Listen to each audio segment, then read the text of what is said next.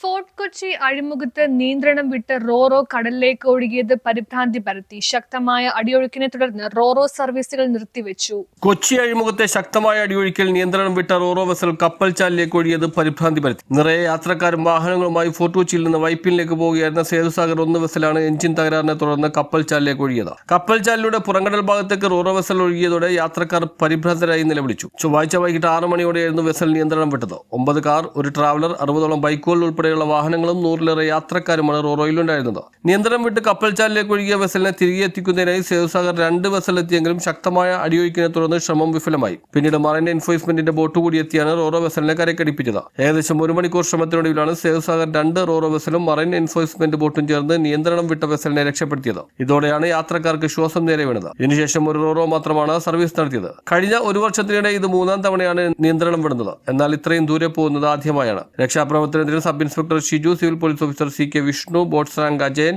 Driver Shaji, sea rescue ഗാർഡന്മാരായ ഷെല്ലൻ, ഉദയൻ, വിനു, ജിപ്സൺ എന്നിവരാണ് നേതൃത്വം നൽകിയത്. ശക്തമായ അടിയൊഴുക്കിന്റെ പശ്ചാത്തലത്തിൽ ബുധനാഴ്ച 2 റോറോകളും സർവീസ് നിർത്തിവെച്ചു. ഇനിയൊരു അറിയിപ്പ് ഉണ്ടാകുന്നവര് റോറോ സർവീസ് ഉണ്ടായിരിക്കുന്നതല്ലെന്നാണ് അധികൃതരുടെ ഭാഷ്യം. News bureau, fort Kochi.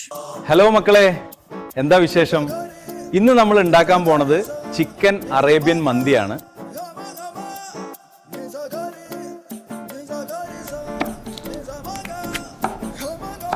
നല്ല മസാല അരച്ച് ഇറച്ചിയിൽ പുരട്ടി വെക്കും. ഒരു 3/4 മണിക്കൂർ ഇത് അങ്ങനെ ഇരിക്കട്ടെ. നെയ്യ് ചൂടാക്കി പട്ട, ഏലക്ക, ഗ്രാമ്പു, കുരുമുളക് എന്നിവ ഇടുക. അരിഞ്ഞു വെച്ച ഉള്ളി, തക്കാളി, മുളക് എന്നിവ ചേർക്കുക.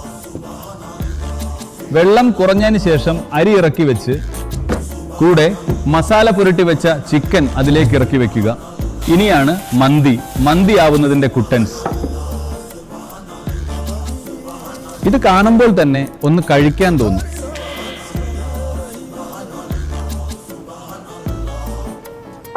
ഇവിടെ മന്തി മാത്രമല്ല കേട്ടോ ഉള്ളത്. Calf chicken, Chinese biryani, shark, BBQ chicken തുടങ്ങിയ അറേബ്യൻ, ചൈനീസ്, അതുപോലെ നമ്മുടെ സ്വന്തം ഇന്ത്യൻ നാടൻ ഭക്ഷണങ്ങൾ വരെ നമ്മുടെ സ്വന്തം സോൾട്ട് റെസ്റ്റോറന്റ് ഉണ്ട്.